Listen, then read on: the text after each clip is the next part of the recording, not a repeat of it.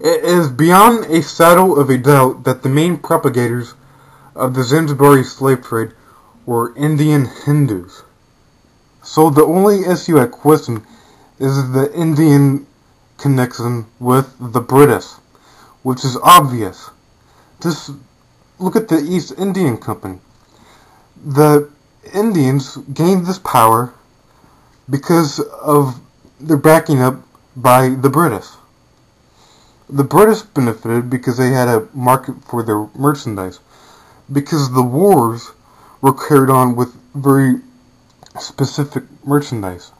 They can only incite these wars with certain merchandise that the British produced, and then the profits from the slave trade would go to these British manufacturers. So these British manufacturers would have a place to unload their goods.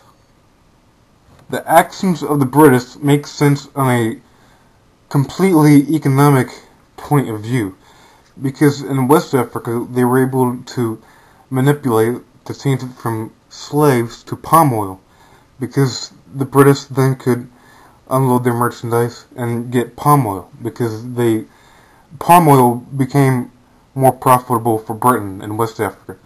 And through the blocking of the trade in West Africa, the more they did that, the more they gained control over the slave trade. So the British were not ending the slave trade, they were gaining more control over it, as the merchandise was carried on, as the wars were carried on by selling British merchandise.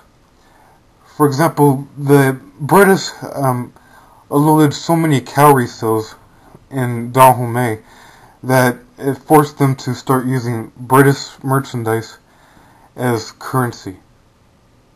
So the British were able to change it from Asian goods to British produced goods. So the British were able to manipulate it that way.